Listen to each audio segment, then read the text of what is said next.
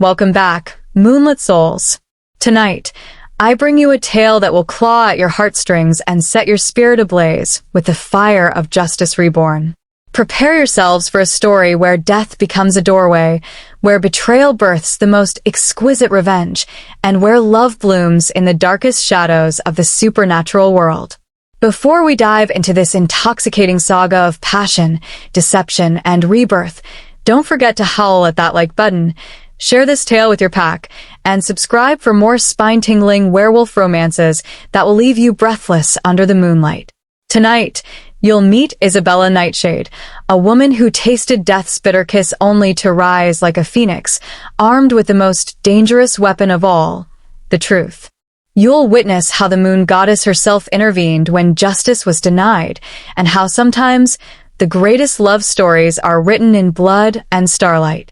So dim the lights, settle in close, and let me transport you to a world where wolves run beneath eternal moons, where pack bonds can be forged or shattered with a single choice, and where destiny has a way of evening the score. This is Blood Moon Redemption. Chapter 1. The Crimson Carpet. The white Persian carpet beneath Isabella Nightshade's broken body drank her blood like some ancient, thirsting beast.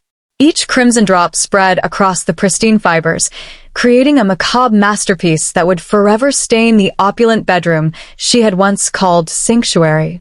As consciousness flickered like a dying candle, Isabella's emerald eyes remained fixed on the ornate ceiling above, the same ceiling she had stared at during countless sleepless nights, wondering why the man she loved had grown so cold, so distant. Now, as her life ebbed away, the terrible clarity of understanding washed over her like a tsunami of betrayal. Every lie, every false smile, every time Celeste Ravencrest had whispered sweet reassurances in her ear while Isabella's world crumbled around her. Every moment Marcus Blackthorne had gazed into her trusting eyes while his heart belonged to another. The irony was suffocating. Here she lay, dying in the very room where she had dreamed of building a future with the man who had orchestrated her destruction. The moonlight streaming through the tall windows seemed to mock her, casting ethereal silver beams across her prone form as if nature itself was bearing witness to this ultimate betrayal. Isabella's breathing grew shallow, each inhalation a monumental effort. The pack, her pack, would never know the truth. Marcus would spin some tragic tale of an accident, perhaps a rogue attack. Celeste would weep crocodile tears at her funeral, playing the grieving best friend to perfection. And the child, their unborn child, would never draw breath in this twisted world. "I trusted you," Isabella whispered into the silence, her voice barely more than a ghost of sound. "I chose you over everyone, my parents who begged me not to marry you, my brother Jasper, who tried to show me the truth. I fought my own family to prove my loyalty to you." The memories crashed over her like waves against jagged rocks. Her parents' desperate pleas echoing through the halls of their ancestral home. "He's not who he appears to be, Isabella. Please listen to us." Her brother Jasper's frantic attempts to show her photographs, documents, evidence of Marcus's true nature, all dismissed as jealousy, as family politics, as anything but the truth. She had been so young, so desperately in love with the charming alpha who had swept her off her feet with grand romantic gestures and whispered promises under starlit skies. Marcus Blackthorne, with his raven black hair and storm gray eyes, had been everything she thought she wanted in a mate. Strong, charismatic, powerful, the perfect leader for their combined territories. But love, Isabella now realized with devastating clarity, had blinded her to the rot festering beneath his polished exterior. The sound of footsteps in the hallway made her heart race with one final, futile surge of hope. Perhaps someone would find her, save her, give her the chance to expose the truth. But as the bedroom door creaked open, Isabella's last vestige of hope shattered like glass against stone. Marcus entered first, his handsome face a mask of cold indifference. Behind him followed Celeste, her golden hair catching the lamplight as she surveyed the scene with the satisfaction of a predator admiring its kill. There was no shock in their expressions, no horror at finding Isabella bleeding out on their bedroom floor. Only the clinical assessment of a job is nearly finished. Is she? Celeste's voice carried a note of anticipation that made Isabella's soul recoil. Nearly, Marcus replied, his tone as casual as if they were discussing the weather. He crouched beside Isabella's failing form, his fingers reaching out to check her pulse. The same fingers that had once traced loving patterns across her skin now felt like ice against her throat. It won't be long now. Isabella tried to speak, to cry out, to do anything that might alert someone to the truth. But her body had become a prison, her voice nothing more than a dying whisper that couldn't penetrate the walls of this cursed room. Celeste moved to stand beside Marcus, her blue eyes gleaming with a mixture of triumph and long-suppressed desire. After tonight, there will be nothing standing between us, she murmured, her hand finding his shoulder in a gesture of intimate possession. The sight of her former best friend touching her husband, her mate, while Isabella lay dying at their feet was more agonizing than any physical wound. This was the woman who had shared her secrets, her fears, her dreams. The woman who had held her hand through difficult times and celebrated her joys as if they were her own. The woman who had smiled and offered congratulations when Isabella announced her engagement to Marcus, all while plotting her destruction from within. You played your part perfectly, Marcus told Celeste, his voice soft with dark affection, feeding her just enough doubt about her family, making her question everyone except us. She never suspected that her devoted best friend and loving husband were working together against her all along. Celeste laughed, a sound like silver bells hiding poisoned intentions. She made it so easy. All that trust, all that innocent faith in the goodness of others. I almost felt sorry for her almost. Isabella's vision began to blur around the edges, darkness creeping in like fog across a moonlit moor. But her hearing remained sharp, cruelly sharp, forcing her to endure every word of their celebration. The pack will accept our union easily enough, Marcus continued, his strategic mind already moving beyond Isabella's death. A grieving widower finding solace in the arms of his late wife's best friend. The council will see it as a touching tale of love born from shared sorrow. And her family? Celeste asked. Will be too grief-stricken to ask uncomfortable questions. Besides, who would suspect us? We'll be the picture of devastated survivors, holding each other up through this terrible tragedy.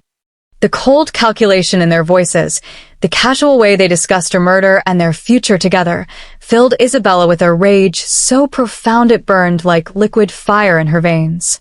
If she had possessed the strength, she would have clawed their eyes out, would have made them pay for every moment of deception, every lie, every false kindness they had shown her. But her body was failing, her strength ebbing away like water through sand. All she could do was lie there and listen as they planned their new life together, built on the foundation of her death. I should check on the others, Marcus said, straightening from his crouch beside Isabella. Make sure everyone believes she's simply resting after feeling unwell at dinner. When they find her in the morning, it will look like a tragic accident, Celeste finished, her smile radiant with malicious satisfaction. A fall, perhaps.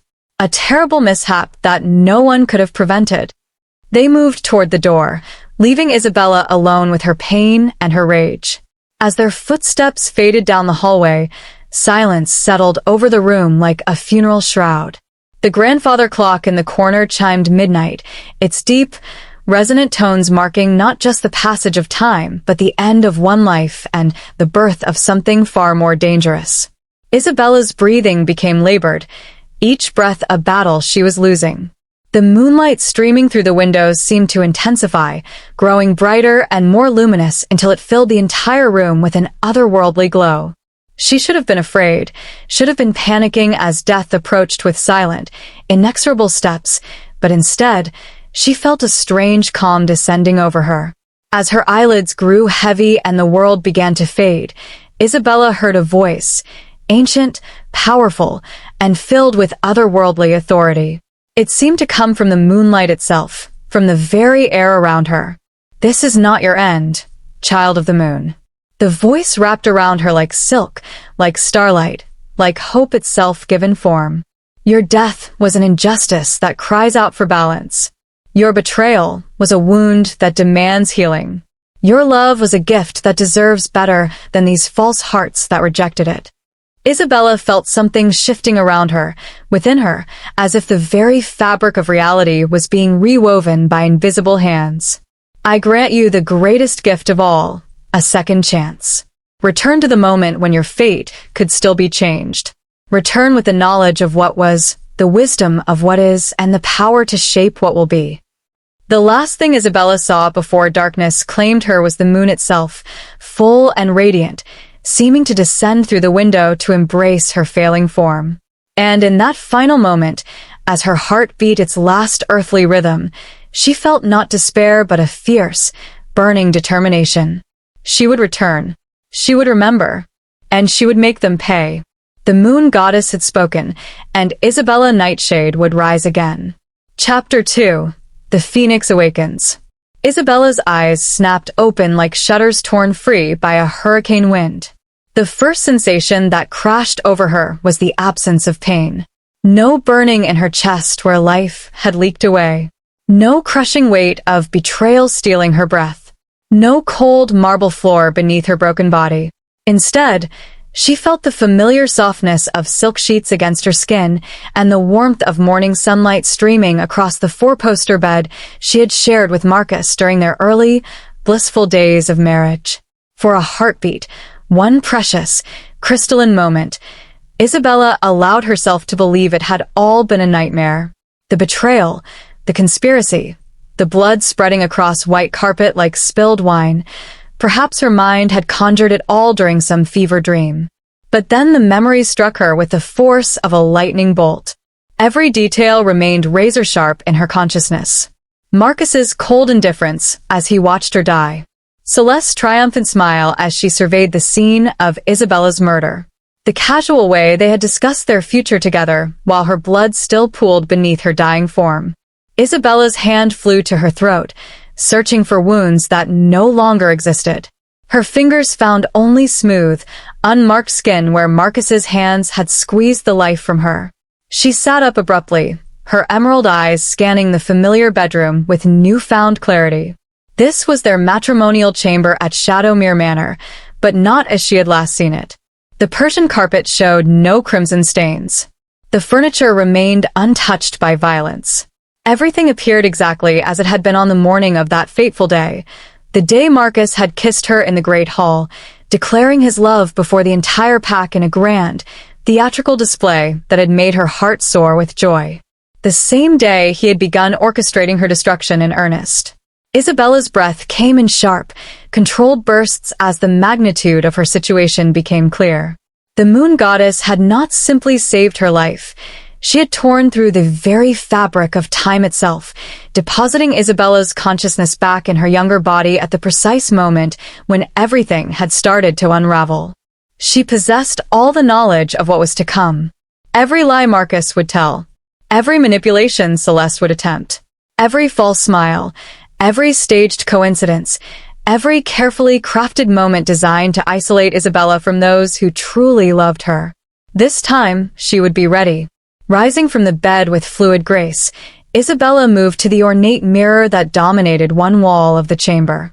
Her reflection showed the face she remembered from those innocent days, unmarked by the lines of stress and sorrow that had etched themselves deeper with each passing month of her marriage.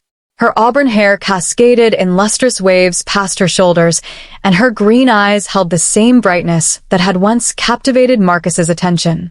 But beneath that familiar surface, something fundamental had changed. Where once there had been trusting innocence, now burned the cold fire of purpose.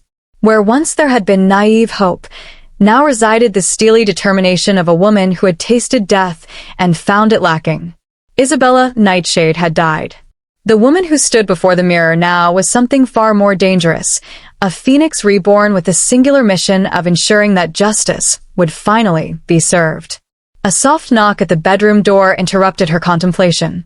Isabella's enhanced senses, sharpened by her supernatural rebirth, immediately identified the visitor's scent. Celeste Ravencrest stood in the hallway, no doubt preparing to play her role as the concerned best friend to perfection. "Isabella, darling?" Are you awake? Celeste's voice carried that same musical quality that had once seemed so genuine. I brought you some of that herbal tea you love. You seemed a bit tired at breakfast. The irony was almost laughable. In her previous life, Isabella had interpreted Celeste's constant hovering as devotion. Now she understood it for what it truly was: surveillance. Celeste had been monitoring her every move, reporting back to Marcus, ensuring that their victim remained isolated and dependent. "Come in, Celeste," Isabella called, modulating her voice to match the trusting tone she had once used so naturally. "I was just admiring this beautiful morning." The door opened to reveal Celeste in all her golden perfection. She wore a flowing dress of pale blue that complemented her cornflower eyes, and her smile radiated warmth that didn't quite reach those calculating depths. In her hands, she carried a silver tea service that Isabella now recognized as her first weapon of choice. How many times had Celeste brought her tea, coffee, small treats that left Isabella feeling sluggish and confused? How many substances had been slipped into her food and drink to make her more malleable, more trusting, more vulnerable to manipulation? "You look radiant this morning," Celeste said, setting the tea service on the small table near the window. "Marriage certainly agrees with you, my dear friend." "Does it?" Isabella moved to join her, accepting the delicate china cup with a grateful smile. "Sometimes I wonder if I'm truly worthy of such happiness. Marcus is so wonderful, so strong. I fear I might disappoint him somehow." It was exactly the kind of self-deprecating comment the old Isabella would have made, the kind of vulnerability that Celeste had exploited so masterfully. Sure enough, Celeste's eyes sharpened with predatory interest as she recognized an opening. "Oh, Isabella," Celeste murmured, reaching out to clasp her hand with feigned concern. "You mustn't think such things. Marcus adores you. Anyone can see that." But Isabella was no longer the naive girl who had accepted such reassurances at face value. She studied Celeste's face with new eyes, noting the micro-expressions that betrayed the woman's true feelings. The slight tightening around her eyes when she spoke Marcus's name. The barely perceptible curl of her lip when she mentioned his supposed adoration. The way her fingers pressed just a touch too firmly against Isabella's hand, as if she were fighting the urge to claw. Jealousy. Possessiveness. Barely restrained hatred. It was all there, written in the subtle language of facial expressions and body language that the old Isabella had been too trusting to decipher. But the new Isabella, the Isabella who had been reforged in the fires of betrayal and death, could read Celeste like an open book. "You're so kind to say so," Isabella replied, bringing the teacup to her lips but not quite drinking. "Though I sometimes wonder, do you think Marcus ever notices other women? I mean, he's so handsome, so powerful. Surely there must be others who catch his eye." It was a test, and Celeste failed it spectacularly. "Other women?" Celeste's voice rose slightly, and her grip on Isabella's hand tightened. "What brought this on? Has someone said something to you?"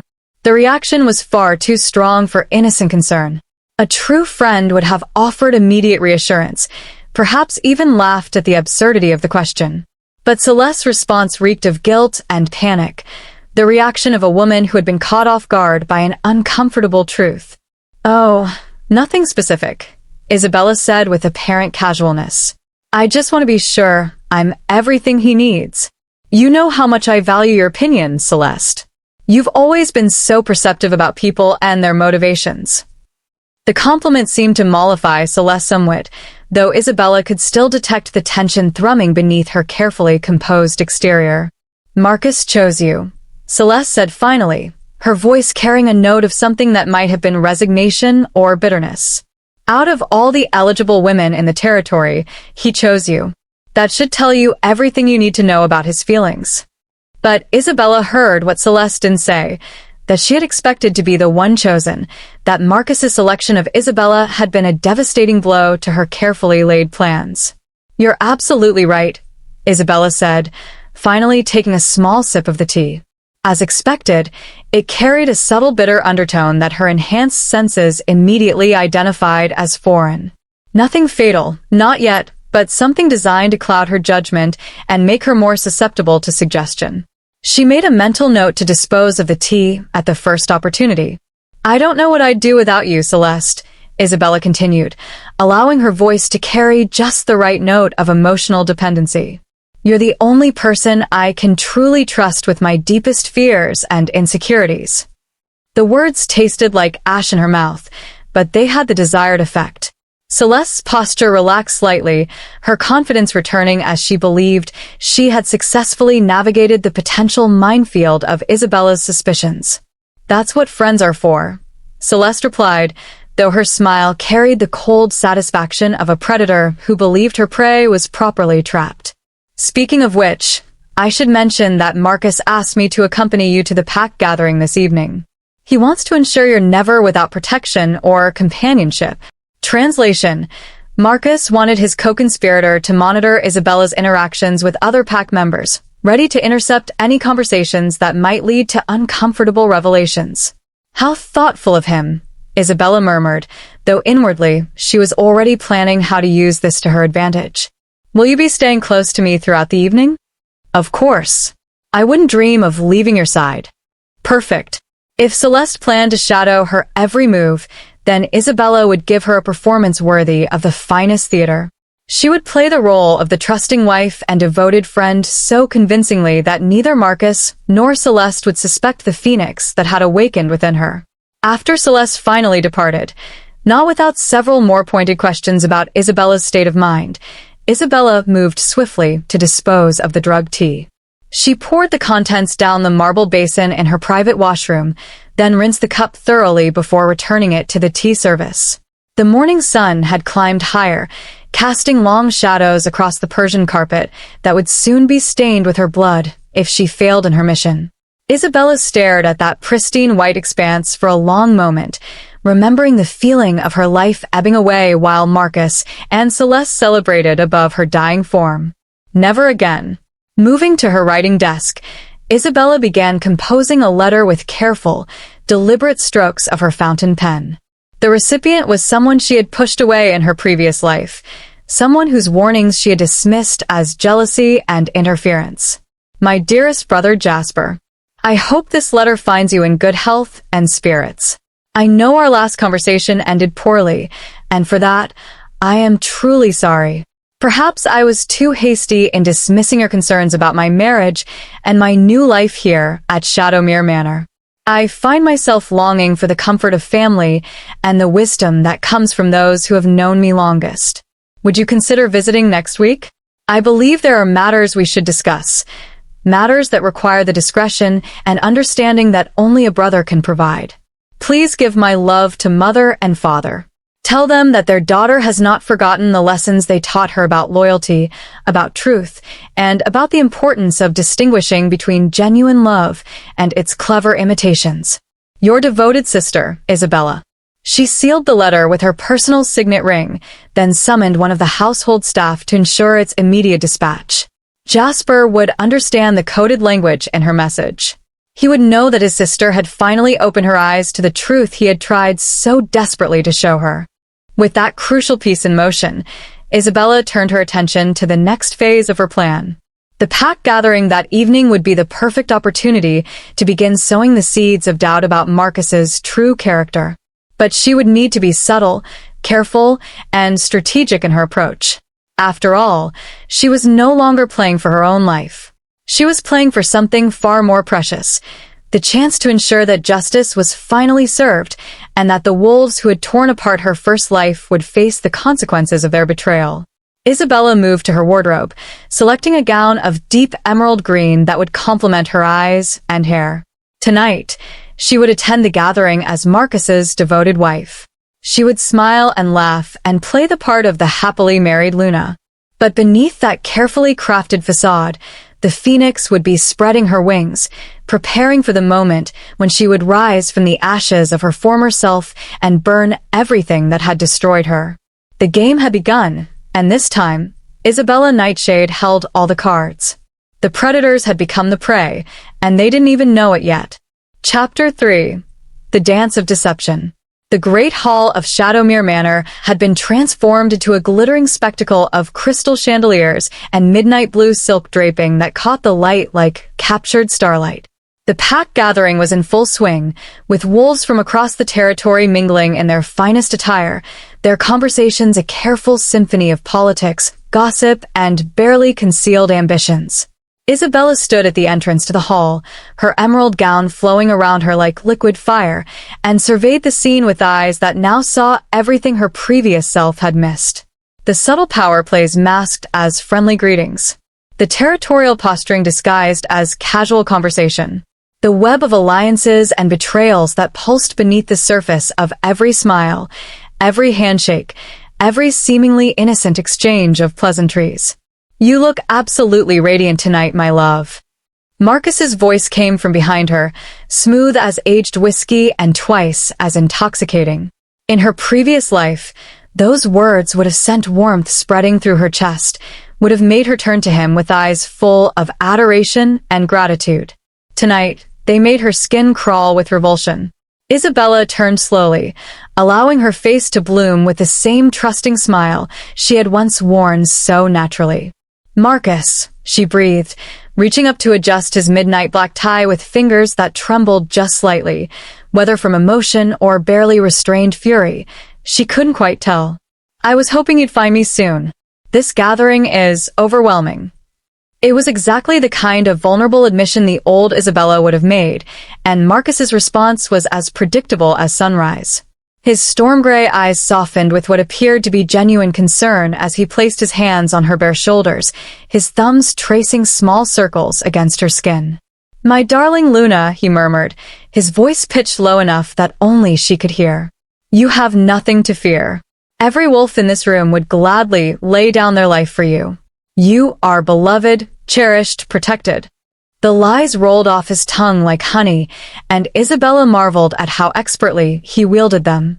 In her previous life, she had believed every word, had drawn strength and comfort from his reassurances. Now she understood that each sweet phrase was carefully calculated, designed to reinforce her dependence on him while simultaneously isolating her from potential allies. "I know," she replied, allowing her voice to carry just the right note of uncertainty. "It's just that sometimes I feel so inadequate. All these powerful wolves, these important pack leaders, what if they don't think I'm worthy of being your mate?" Marcus's grip on her shoulders tightened almost imperceptibly, a subtle display of possessiveness that would have been invisible to casual observers, but which Isabella's heightened senses detected immediately. "Let them think what they will," he said, his voice carrying a harder edge that he quickly softened. "You are mine, Isabella. That is all that matters." The possessive declaration sent ice through Isabella's veins, but she forced herself to lean into his touch, to gaze up at him with eyes that reflected nothing but devotion and gratitude. "I'm so lucky to have you," she whispered, the words tasting like poison on her tongue.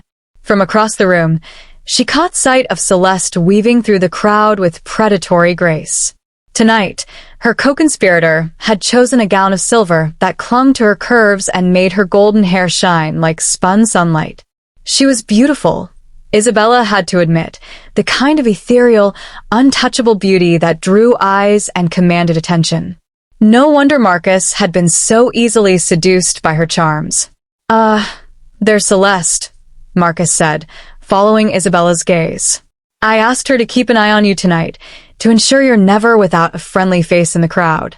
Translation: I've assigned my co-conspirator to monitor your interactions and report back on anything that might threaten our carefully constructed web of lies. "How thoughtful," Isabella replied, though privately she was already planning how to turn this surveillance to her advantage. "She's such a devoted friend. I don't know what I'd do without her." Celeste approached them with the fluid grace of a dancer, her smile radiant as she embraced Isabella with apparent affection. To any observer, they appeared to be the picture of feminine friendship, two beautiful women supporting each other in a room full of powerful, potentially predatory males. "Isabella, you look absolutely stunning," Celeste said, her voice carrying just the right note of admiration. "That color is perfect on you." "Thank you," Isabella replied, returning the embrace while secretly noting how Celeste's arms lingered just a moment too long around her waist, how her fingers pressed slightly too firmly against Isabella's back. It was the touch of someone who wanted to possess rather than support. "I was just telling Isabella how beloved she is," Marcus said, his arms sliding around Isabella's waist in a gesture that appeared protective but felt more like a claim of ownership. "Every wolf here recognizes her worth." Celeste's smile flickered for just an instant, so briefly that anyone else would have missed it. But Isabella caught the micro-expression, the flash of something dark and jealous that Celeste couldn't quite suppress. "Of course they do," Celeste agreed, though her voice carried the barest hint of strain. "Isabella has such a pure heart. So trusting, so willing to see the best in everyone." The backhanded compliment was masterfully delivered, managing to sound like praise while subtly reinforcing Isabella's supposed naivety. In her previous life, Isabella had internalized such comments and had actually begun to see her trusting nature as a weakness rather than a strength. Now she recognized them for what they truly were, psychological weapons designed to undermine her confidence and keep her dependent on her manipulators. "I do try to approach everyone with an open heart," Isabella said, her voice soft and seemingly guileless. "Though I must admit, sometimes I wonder if I'm too quick to trust. My brother Jasper always warned me about that." She dropped her brother's name deliberately, watching both Marcus and Celeste for their reactions. Sure enough, Marcus's jaw tightened almost imperceptibly, while Celeste's eyes sharpened with interest. "Your brother," Celeste said carefully. "You don't speak of him often. I hope there's no trouble in your family." It was a fishing expedition, an attempt to gauge whether Isabella had been in contact with Jasper recently. Isabella filed the reaction away for future use while maintaining her innocent facade. "Oh, no trouble at all," she replied with a light laugh. "Just the usual protective older brother syndrome. He's always been somewhat suspicious of new people in my life. But I'm sure he'll come around once he gets to know Marcus better." The lie rolled off her tongue as smoothly as Marcus's false endearments. In truth, Jasper had seen through both Marcus and Celeste from the very beginning and had tried desperately to warn Isabella about their true natures. But admitting that would reveal too much too soon. "Family can be challenging," Marcus said, his voice carefully neutral. "Sometimes they struggle to accept that their loved ones have grown and changed, that they no longer need the same level of protection." Isabella recognized the subtle manipulation in his words, the implication that her family's concerns stemmed from their inability to let go rather than from legitimate worries about her well-being. "I suppose you're right," she said with apparent reluctance. "I just hope that someday everyone I love will be able to get along." Before either Marcus or Celeste could respond, they were interrupted by the approach of Elder Nathaniel Greystone, one of the most respected members of the Pack Council. The elderly wolf moved with the careful dignity of advanced years, his silver hair gleaming in the chandelier light and his keen blue eyes missing nothing. "Alpha Marcus," he said, inclining his head in a gesture that managed to be respectful without being subservient. "Luna, Isabella. You both look magnificent tonight." "Elder Greystone," Marcus replied, his voice carrying the perfect blend of respect and authority. "We're honored by your presence." Isabella curtsied gracefully, remembering from her previous life how much the elder had seemed to approve of such traditional courtesies. But now, with her enhanced perception, she noticed something she had missed before. The way Elder Greystone's eyes lingered on Marcus's face, the subtle tightening around his mouth that suggested skepticism rather than approval. Had the elder harbored doubts about Marcus even then? Had there been warning signs that Isabella had been too love-blind to recognize? "I trust you're enjoying the gathering," Elder Greystone continued, his gaze shifting between the three of them with an intensity that made Celeste shift uncomfortably. "Very much," Isabella replied before either of her companions could speak. "Though I must admit, I sometimes feel overwhelmed by all the political complexities. There's so much I still need to learn about pack dynamics and interterritorial relationships." It was a calculated admission of vulnerability, designed to invite the elder's protective instincts while simultaneously positioning herself as an outsider to any schemes or betrayals that might be uncovered later. Elder Greystone's expression softened slightly. Wisdom comes with time and experience, young Luna. The important thing is to surround yourself with counselors you can trust, those whose loyalty to you personally supersedes their loyalty to position or power. The advice seemed innocuous enough, but Isabella caught the warning buried within his words. He was telling her, as carefully as he could in present company, that she should be wary of those whose motivations might not align with her best interests. Sage advice, Marcus said, his voice carrying a note of something that might have been irritation. Isabella is fortunate to have such devoted friends and allies. His emphasis on the word devoted was clearly directed at Celeste, who responded with a smile that didn't quite reach her eyes.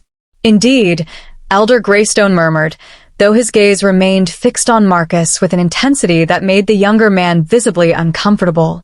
Devotion is such a precious commodity. True loyalty, genuine affection, these things cannot be manufactured or bought.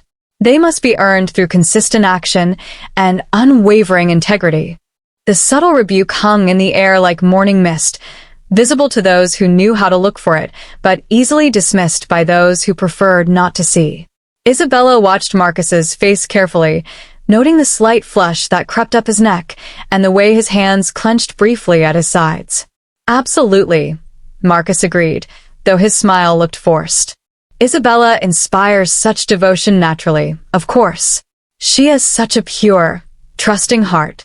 There it was again, that emphasis on Isabella's supposed naivety, designed to reinforce the perception that she was too innocent to recognize deception or betrayal. But Elder Greystone's eyes sharpened at the words, and Isabella realized that the old wolf was far more perceptive than anyone gave him credit for. Trust is indeed a beautiful quality, the elder said carefully. Though wisdom teaches us that even the purest hearts must learn to distinguish between genuine affection and its more calculated imitations. The words hit their mark with devastating precision. Celeste's face went pale, while Marcus's jaw tightened visibly. Both of them understood exactly what Elder Greystone was implying, and more importantly, both realized that their deception might not be as perfect as they had believed. Elder Greystone, Isabella said softly, placing a gentle hand on the old wolf's arm. You speak as if from painful experience. I hope you haven't experienced such betrayal personally. It was a masterful deflection, allowing her to acknowledge his warning while simultaneously appearing too innocent to understand its specific application to her own situation.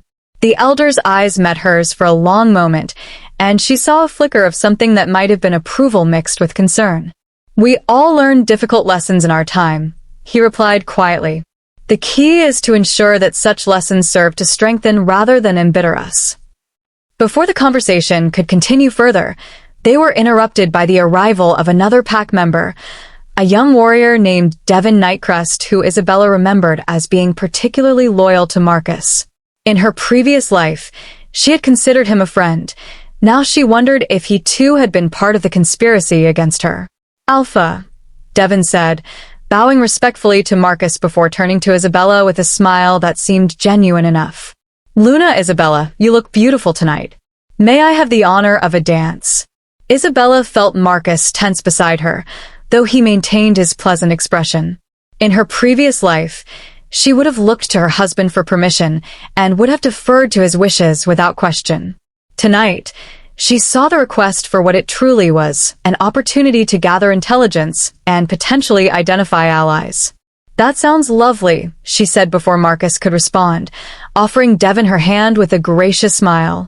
I'd be delighted. As Devin led her onto the dance floor, Isabella caught sight of Marcus and Celeste from the corner of her eye. They were deep in urgent conversation, their heads bent close together in a way that would have seemed intimate to casual observers. Elder Greystone watched them too, his expression thoughtful and decidedly suspicious.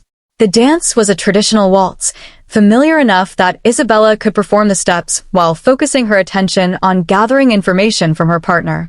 You seem different tonight, Devin said as they moved across the floor in perfect synchronization. More confident, perhaps? It suits you. Isabella smiled up at him, noting that his dark eyes seemed genuinely warm rather than calculating. Do I? I've been thinking lately about taking a more active role in pack affairs. Marcus has been so patient with me, but I don't want to remain a burden forever. A burden? Devon's brow furrowed in apparent confusion. Luna, I hope you don't truly believe that. You bring something precious to this pack, a gentleness, a compassion that balances Marcus's strength. The compliment seemed sincere, but Isabella had learned not to trust appearances. That's kind of you to say, though I sometimes wonder, do you think Marcus is happy with me? Truly happy? It was a dangerous question, one that could reveal much about Devon's loyalties and level of involvement in any conspiracies. His reaction was immediate and seemed genuine, a flash of surprise followed by what appeared to be sincere concern. Luna, Isabella, he said softly, his voice carrying a note of something that might have been distress. What brought on such doubts? Has someone said something to make you question your mate's devotion?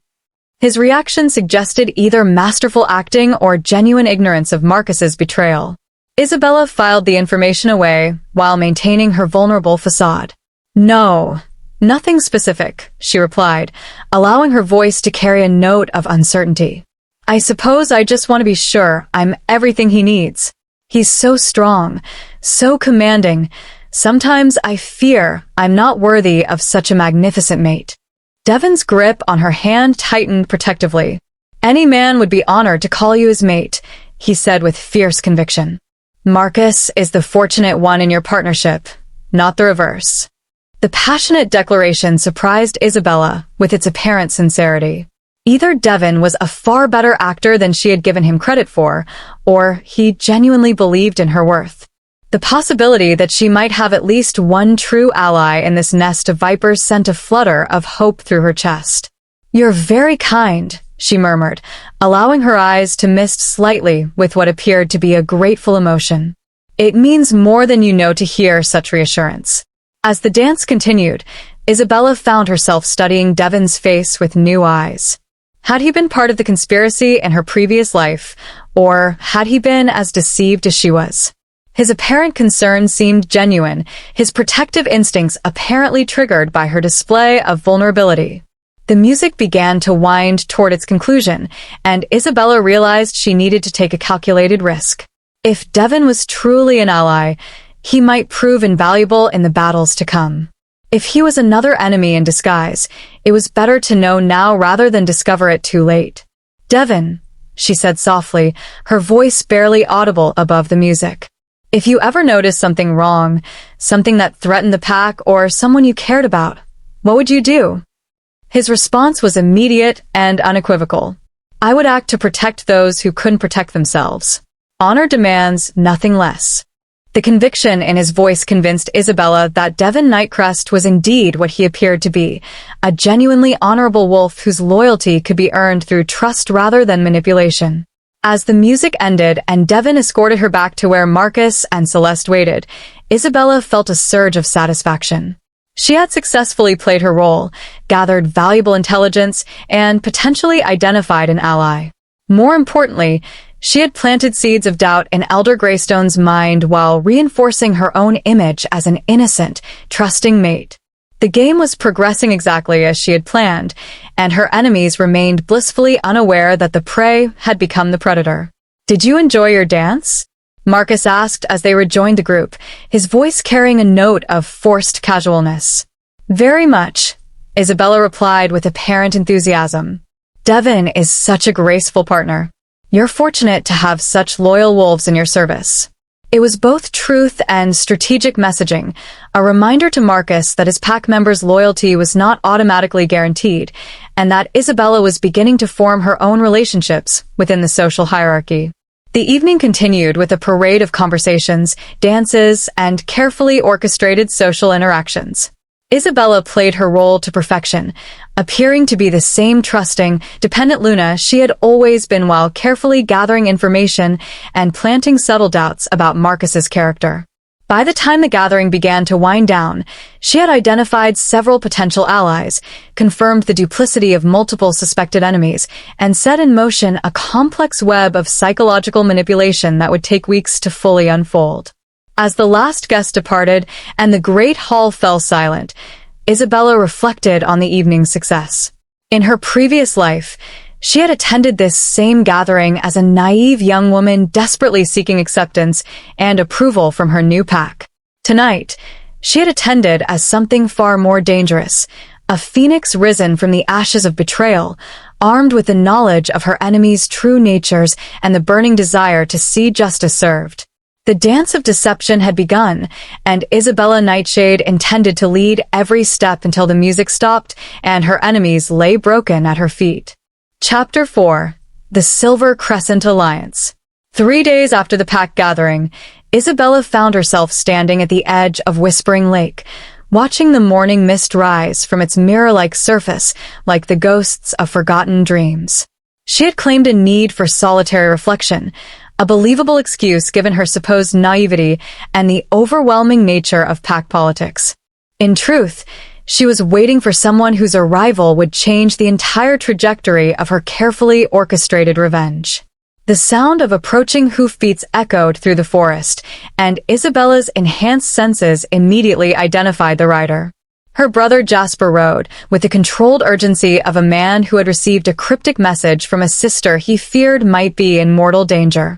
When he emerged from the treeline astride his midnight black stallion, Isabella's breath caught in her throat.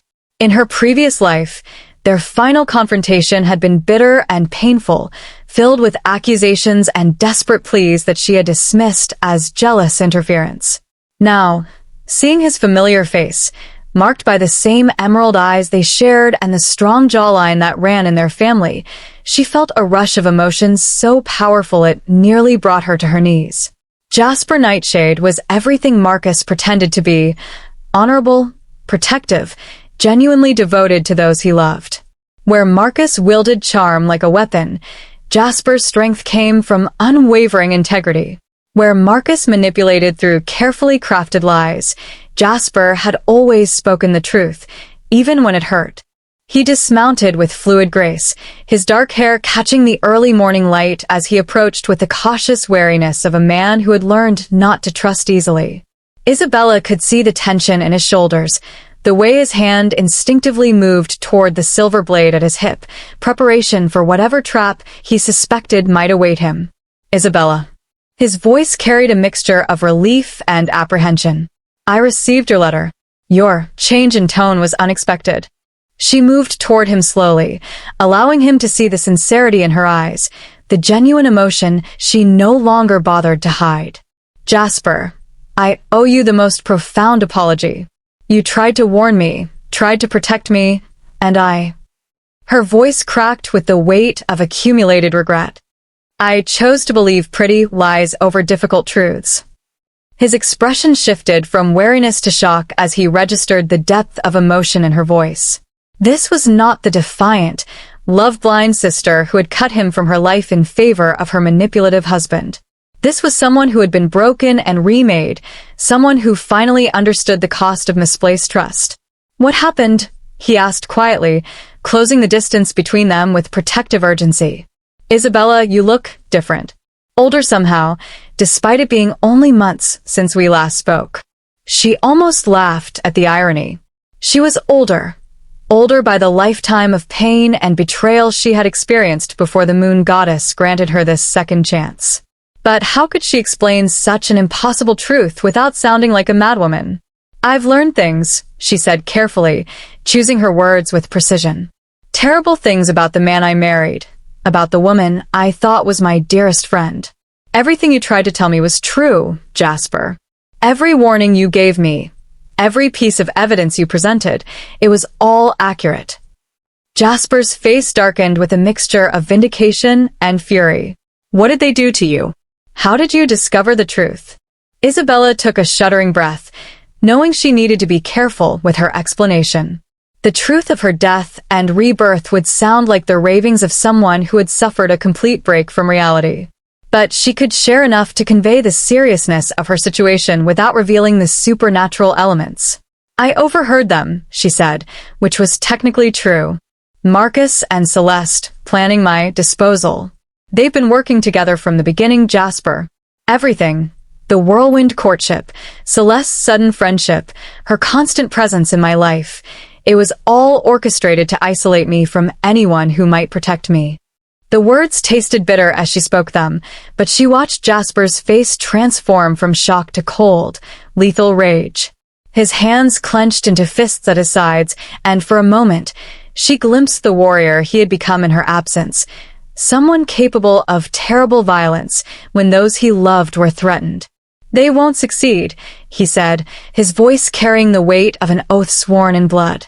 "I'll take you away from here tonight.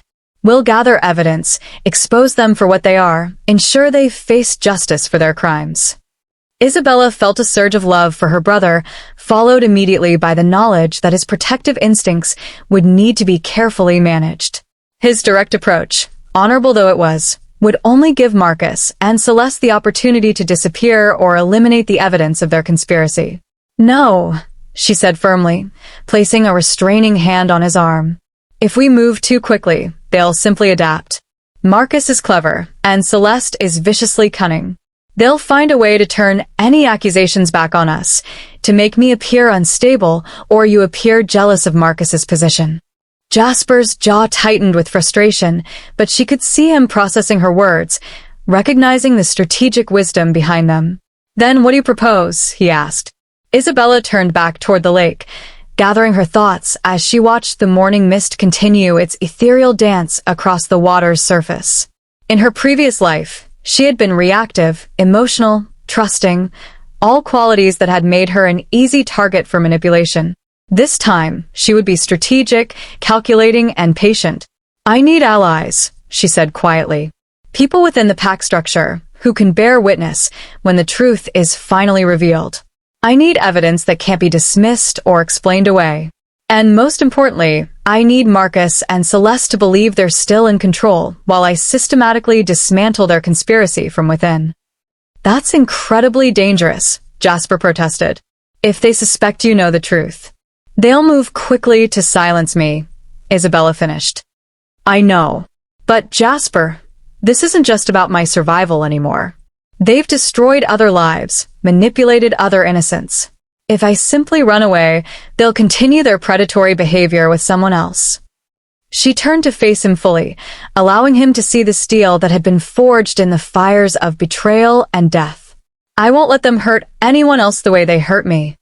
Jasper studied her face for a long moment, and she could practically see him revising his understanding of who his sister had become. The naive, trusting girl was gone, replaced by someone harder, more dangerous, infinitely more determined. "What do you need from me?" he asked finally. Before Isabella could respond, the sound of approaching hoofbeats echoed through the forest once again. Both siblings tensed, their conversation too sensitive to risk being overheard by the wrong parties. But as the rider emerged from the treeline, Isabella felt her breath catch in her throat for an entirely different reason. Dimitri Stormwind sat astride a magnificent silver stallion that seemed to capture and reflect the morning light like living moonbeams. Even at a distance, his presence commanded attention. There was something primal and dangerous about him that spoke to the wolf within every supernatural creature.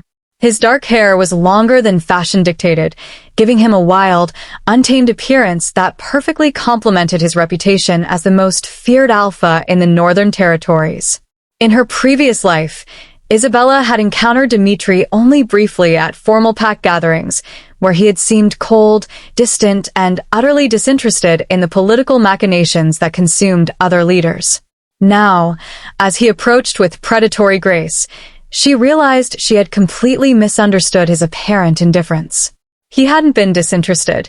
He had been observing, cataloging, waiting for the right moment to act. Dimitri dismounted with fluid precision, his ice-blue eyes moving between Isabella and Jasper with an intensity that made her skin tingle with awareness. When his gaze settled on her, she felt as if he could see straight through to her soul and could perceive truths she hadn't even acknowledged to herself. "Lady Isabella," he said, his voice carrying the hint of an accent she couldn't quite place. "I apologize for the intrusion, but I believe we have matters of mutual interest to discuss." Jasper moved protectively closer to his sister, his hand moving instinctively toward his weapon. "And you are?" "Dimitri Stormwind, Alpha of the Silver Crescent Pack." His introduction was delivered with casual authority, as if his reputation should speak for itself. I've been observing certain developments within your territory with growing concern. Isabella felt her pulse quicken with a mixture of anticipation and wariness. Dimitri's sudden appearance couldn't be coincidental. He must have been monitoring the situation for some time, waiting for the right moment to make contact. "What kind of developments?" she asked carefully. Dimitri's lips curved in what might have been a smile, though it held no warmth. The kind that involve ambitious alphas who believe their crimes will go unpunished, and manipulative females who think themselves cleverer than they truly are. The specific nature of his knowledge sent a chill down Isabella's spine. How much did he know? How long had he been watching? And most importantly, what did he want in exchange for his assistance? "I think we should speak more privately," Dimitri continued, his gaze flicking meaningfully toward the forest around them. "These woods have ears, and your enemies are not as confident in their security as they pretend to be." Isabella exchanged a glance with Jasper, noting the tension in her brother's posture. His protective instincts were clearly at war with his strategic mind. He didn't trust Dimitri, but he also recognized that they needed powerful allies if they hoped to succeed against Marcus and Celeste. "My estate is secure," Dimitri offered. "Silver Crescent territory is protected by wards that prevent both supernatural and mundane surveillance. We could speak freely there without fear of discovery." It was a reasonable suggestion, but Isabella hesitated. Accepting Dimitri's hospitality would put her at a significant disadvantage. She would be on his territory, subject to his rules, dependent on his protection. On the other hand, if he truly possessed information about Marcus and Celeste's conspiracy, that intelligence could prove invaluable. "What assurance do we have of safe passage?" Jasper asked, voicing Isabella's unspoken concerns. Dimitri's expression grew more serious. "You have my word as Alpha of the Silver Crescent Pack. No harm will come to either of you within my territory, and you will be free to leave at any time you choose." The formal nature of his promise carried weight in supernatural circles. Breaking such an oath would bring consequences far worse than simple dishonor. Still, Isabella found herself studying his face, searching for any sign of deception or hidden agenda. What she found instead was something unexpected, a depth of anger that matched her own, carefully controlled but burning with steady intensity. Whatever Dimitri's reasons for involving himself in her situation, they appeared to be deeply personal. "Very well," Isabella said finally, ignoring Jasper's sharp intake of breath. "But I have conditions of my own." Dimitri raised an eyebrow, apparently intrigued by her boldness. "Name them." "First, anything discussed remains completely confidential unless all parties agree to disclosure. Second, any alliance or agreement we reach must be based on mutual benefit rather than obligation. And third," she paused, knowing her next words would reveal more about her transformed nature than she had intended. "I want to understand exactly why the feared Alpha of the Silver Crescent Pack has decided to involve himself in what appears to be a domestic dispute."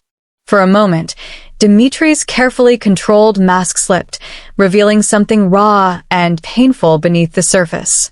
When he spoke, his voice carried the weight of old wounds and carefully nursed grievances. "Because Marcus Blackthorne and his conspirators destroyed someone I cared about 3 years ago," he said quietly. "A young female from a smaller pack who trusted the wrong people and paid for that trust with her life. I've been waiting for the right opportunity to ensure they face consequences for their crimes." The admission hung in the air between them like a bridge, an offer of shared purpose built on mutual understanding of loss and the desire for justice. Isabella felt something shift inside her chest, a recognition that went deeper than simple alliance. Here was someone who understood the particular pain of watching innocence be rewarded with betrayal, someone who had nursed his own desire for revenge while waiting for the perfect moment to strike. "Then we understand each other," she said softly.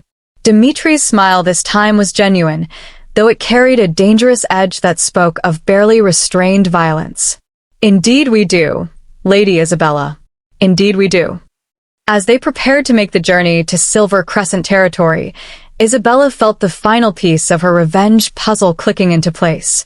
She had her brother's unwavering loyalty, potential allies within Marcus's own pack, and now a powerful alpha whose resources and reputation could provide the leverage she needed to ensure her enemy's complete destruction. The game was becoming more complex, the stakes higher, but Isabella welcomed the challenge. She had died once because of her trusting nature and naive faith in false friends. This time, she would be the one pulling the strings, manipulating the pieces, orchestrating the downfall of those who had betrayed her trust. Marcus and Celeste believed they were still in control, still playing their victims for fools. They had no idea that the prey had become the predator, and that their carefully constructed web of lies was about to become their prison. The Phoenix had found her allies, and together, they would burn everything that had destroyed her first life to ash and memory. Chapter 5. The Fortress of Truth. The Silver Crescent estate rose from the mountainside like something born from ancient dreams and midnight legends. Built from dark granite that seemed to absorb rather than reflect the morning light, the fortress commanded a view of 3 separate valleys while remaining virtually invisible from below. Isabella felt her breath catch as they approached the massive iron gates, their surfaces etched with protective runes that seemed to pulse with subtle energy. Dmitri had not exaggerated when he claimed his territory was warded against surveillance. Even Isabella's enhanced supernatural senses felt muffled here, as if the very air had been crafted to deflect unwanted attention. For someone accustomed to the constant low-level anxiety of knowing her enemies might be watching, the sensation of true privacy was almost intoxicating. "Welcome to Silver Crescent," Dmitri said as they passed through gates that opened at his approach, without any visible mechanism. These walls have stood for over 3 centuries, and in all that time, no secret spoken within them has ever been betrayed to outside ears. Jasper rode beside Isabella, his posture still tense despite Dimitri's formal promise of safe passage. Her brother's protective instincts were clearly at war with his strategic mind. He recognized the value of this potential alliance while remaining deeply suspicious of the mysterious alpha's true motivations. The interior courtyard was a masterpiece of defensive architecture disguised as aesthetic beauty. What appeared to be decorative fountains were positioned to provide clear fields of fire from the surrounding battlements. The seemingly random placement of ancient oak trees actually formed a complex pattern that would funnel any attacking force into predetermined killing zones. Even the flowering gardens had been designed to conceal weapons caches and escape routes. Isabella found herself impressed despite her wariness. Dmitri Stormwind was clearly someone who understood that true power came not from flashy displays, but from meticulous preparation and strategic thinking. "Your home is remarkable," she said as they dismounted in the main courtyard. "It speaks to someone who values substance over appearance." Dimitri's ice-blue eyes met hers with what might have been approval. Appearance can be crafted to deceive. Substance, however, reveals itself under pressure. The observation carried layers of meaning that Isabella was still parsing as he led them through massive oak doors into the fortress proper. The interior proved to be as impressive as the exterior. High-vaulted ceilings supported by carved stone pillars, tapestries depicting scenes of epic battles and legendary hunts, and everywhere the subtle scent of pine and winter air that seemed to cling to Dmitri himself. But it was the library that took Isabella's breath away completely. The circular chamber rose 4 stories, its walls lined from floor to ceiling with leather-bound volumes that spoke of centuries of accumulated knowledge. Massive windows provided natural light during the day, while crystal chandeliers could illuminate the space during nighttime hours. The overall effect was of stepping into the heart of learning itself, a place where truth was valued above all other commodities. "Please, make yourselves comfortable," Dmitri said, gesturing toward a grouping of leather chairs arranged around a fireplace where flames danced without any visible fuel source. "We have much to discuss, and I suspect the conversation will require several hours." Isabella settled into one of the chairs, noting how the leather seemed to conform perfectly to her body, another small luxury that spoke to Dimitri's attention to detail. Jasper took the chair closest to her, positioning himself where he could react quickly to any perceived threat. Dmitri moved to a cabinet crafted from what appeared to be black and silver, withdrawing a crystal decanter and 3 matching glasses. I should warn you that what I'm about to share will likely challenge some of your assumptions about Marcus and Celeste's activities. Challenge how? Isabella asked, accepting the glass he offered.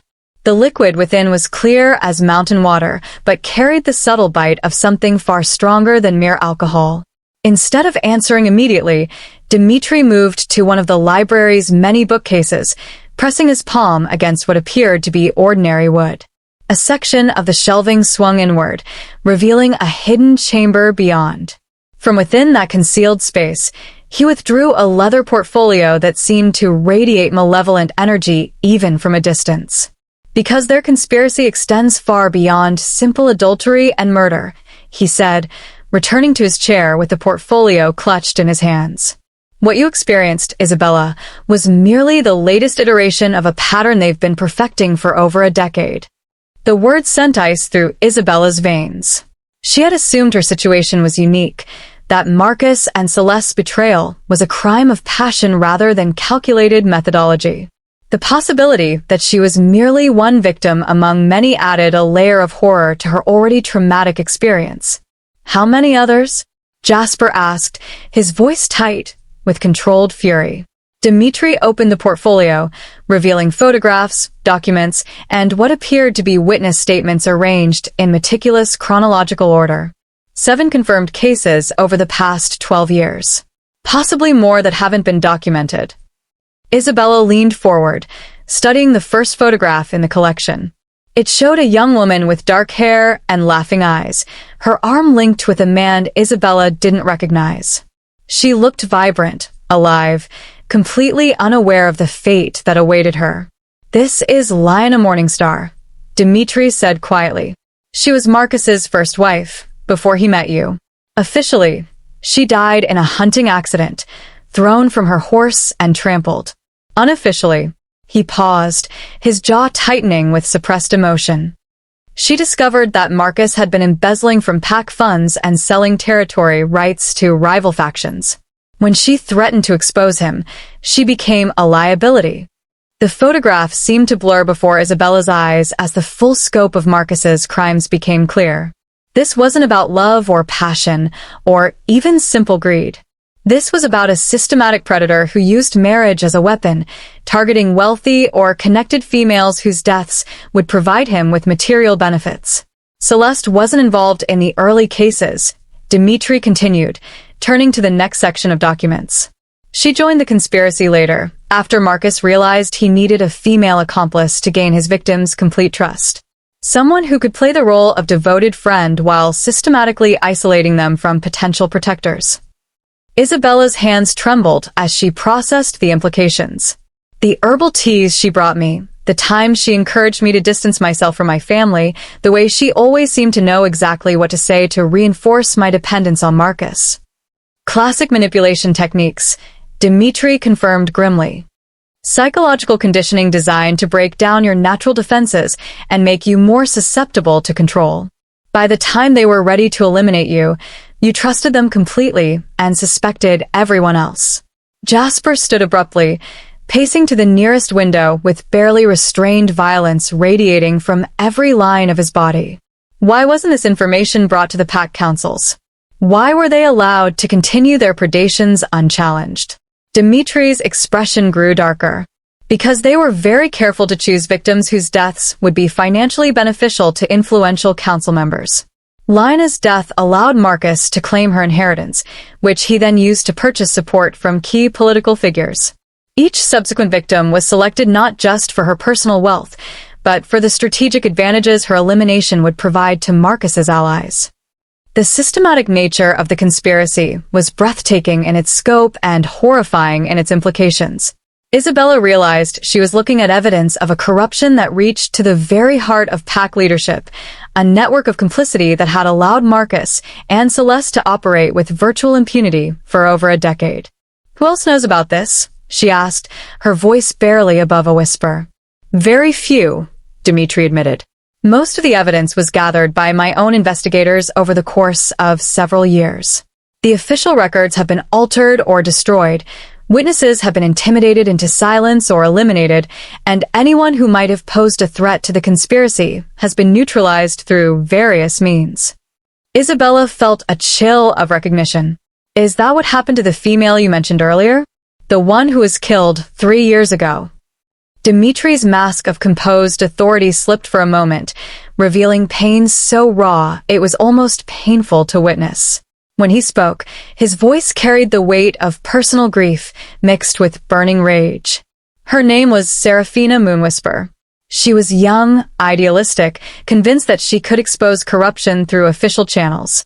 She gathered evidence, prepared formal accusations, even convinced several minor council members to support her case. His hands clenched into fists. 2 days before her scheduled testimony, she was found dead in her chambers. Officially ruled a suicide brought on by depression and romantic disappointment. The silence that followed his words was heavy with shared understanding of loss and injustice. Isabella felt a kinship with this unknown female who had tried to fight the same enemies, who had paid the ultimate price for her courage and naivety. "You loved her," Isabella said softly. It wasn't a question. The pain in Dimitri's voice made his feelings unmistakably clear. "I did," he admitted without attempting to hide his grief. "She was everything I thought had been destroyed by the corruption and cynicism of pack politics. Honorable, brave, genuinely committed to justice. When she died, I realized that working within the system would never be sufficient to stop Marcus and his conspirators." Isabella understood now why Dimitri had approached her, why he had been monitoring her situation so carefully. She represented not just an opportunity for justice, but a chance at redemption for his failure to protect Serafina. "What's your proposal?" Jasper asked, returning to his chair with grim determination etched into every line of his face. "How do we ensure these monsters face consequences for their crimes?" Dimitri carefully closed the portfolio, his movements deliberate and controlled. "We give them what they think they want, the appearance of total victory over Isabella. We allow them to believe their conspiracy has succeeded completely, that they've eliminated the last threat to their security."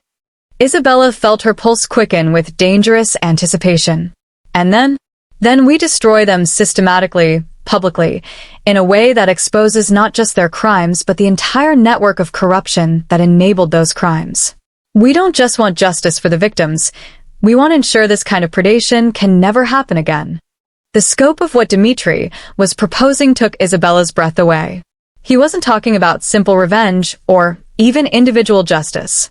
He was talking about dismantling an entire system of corruption, exposing decades of complicity and conspiracy, ensuring that the truth finally came to light regardless of the political consequences. That would require enormous resources, Jasper observed. Not to mention perfect timing and absolutely flawless execution. One mistake, one missed detail, and we all end up like Serafina. "True," Dimitri agreed. "Which is why we need to be smarter, more patient, and infinitely more ruthless than our enemies expect us to be. They've grown complacent in their success, confident that their methods are foolproof. That overconfidence will be their downfall." Isabella stood, moving to the massive windows that overlooked the 3 valleys below. The view was spectacular. Miles of forest and meadows stretching to distant mountains, all of it protected by the wards that made this fortress a sanctuary for truth in a world built on lies. "What exactly are you asking of me?" she said without turning around. "I'm asking you to trust me," Dimitri replied simply.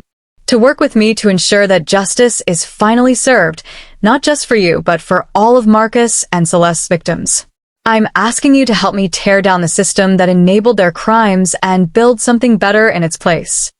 Isabella turned to face him, studying his expression for any sign of deception or hidden agenda. What she found instead was the same burning determination that consumed her own soul, the need to ensure that those who preyed on innocence finally faced consequences for their actions. "And if I agree to this alliance," she said carefully, "what guarantee do I have that you won't simply use me as you claim Marcus used his victims?" Dimitri's smile was sharp and dangerous, but somehow reassuring in its honesty. "You have my word as Alpha of the Silver Crescent Pack, sworn before witnesses and sealed by honor. But more than that, you have the knowledge that our goals align perfectly. We both want to see Marcus and Celeste destroyed, and we both understand that half measures will only give them the opportunity to escape or retaliate. Isabella felt something shift inside her chest, a recognition that went deeper than simple alliance or shared purpose. Looking at Dimitri Stormwind, really looking at him, she saw someone who had been forged in the same fires that had transformed her. Someone who had lost everything that mattered and emerged from that loss with crystalline clarity about what justice truly required. "Then we have an alliance," she said, extending her hand toward him. When Dimitri clasped her offered hand, Isabella felt a jolt of energy pass between them. Not romantic attraction, though that was certainly present, but something deeper and more dangerous.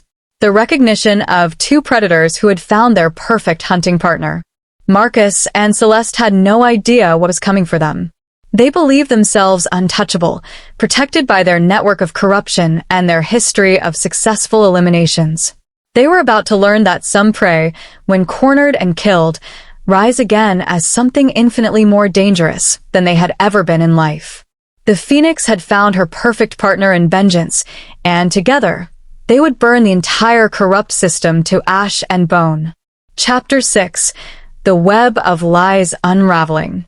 Isabella's return to Shadowmere Manor 3 days later was a masterpiece of calculated performance. She arrived in the late afternoon, when the golden light would catch her face just so, highlighting what appeared to be the ravages of deep emotional turmoil. Her dress, a simple blue gown rather than her usual elaborate attire, suggested a woman who had lost interest in vanity. Her posture conveyed exhaustion mixed with resignation, the bearing of someone who had finally accepted an unpalatable truth. Marcus was waiting in the main foyer, his storm-gray eyes immediately cataloging every detail of her appearance with the intensity of a predator assessing wounded prey. Behind him, Celeste hovered with barely concealed anticipation, her golden hair catching the light as she prepared to play her role in whatever drama was about to unfold. "Isabella," Marcus said, moving toward her with what appeared to be genuine concern. "When you left so abruptly, I feared. Where have you been?" "I've been frantic with worry." The lies rolled off his tongue as smoothly as honey, and Isabella marveled at how perfectly he played the part of the devoted husband. In her previous life, such displays of apparent devotion had made her heart race with gratitude and love. Now, knowing the truth of his nature, she could see the calculation behind every gesture, every carefully modulated tone. "I needed time to think," she replied, allowing her voice to carry the weight of someone who had wrestled with difficult truths and emerged changed by the experience. "About us. About my place here. About everything." She let the words hang in the air, creating space for Marcus and Celeste to fill with their own interpretations. The beauty of psychological manipulation, Isabella had learned, was that people often convince themselves more thoroughly than any external force could manage. "Think about what, darling?"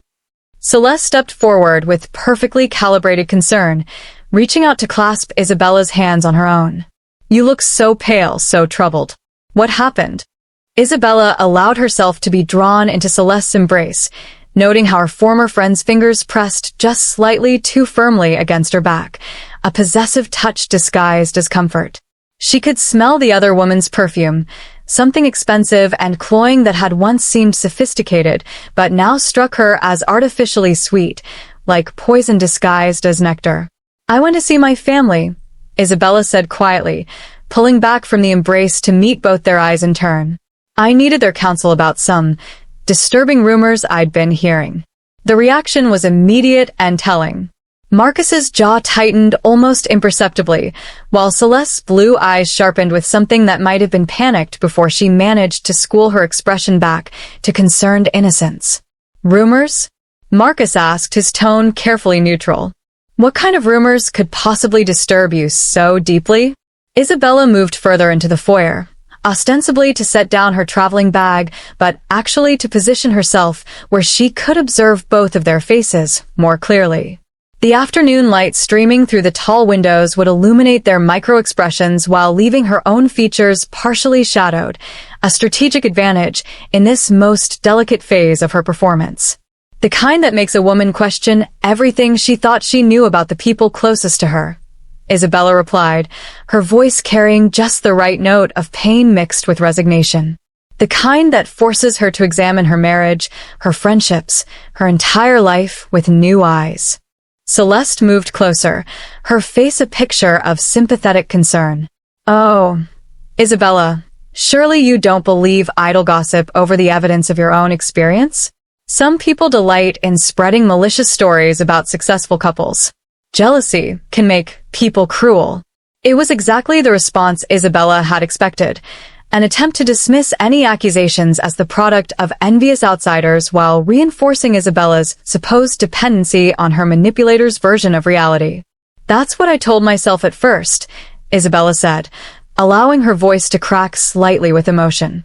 But then Jasper showed me evidence, documents, photographs, things that painted a very different picture of my husband's character and activities. Marcus stepped forward, his face darkening with what appeared to be righteous anger. Your brother has never approved of our marriage, Isabella. His jealousy and interference is based on facts, Isabella interrupted, her voice growing stronger with apparent conviction. Facts that I can no longer ignore, no matter how much I wish they weren't true. The silence that followed was pregnant with tension.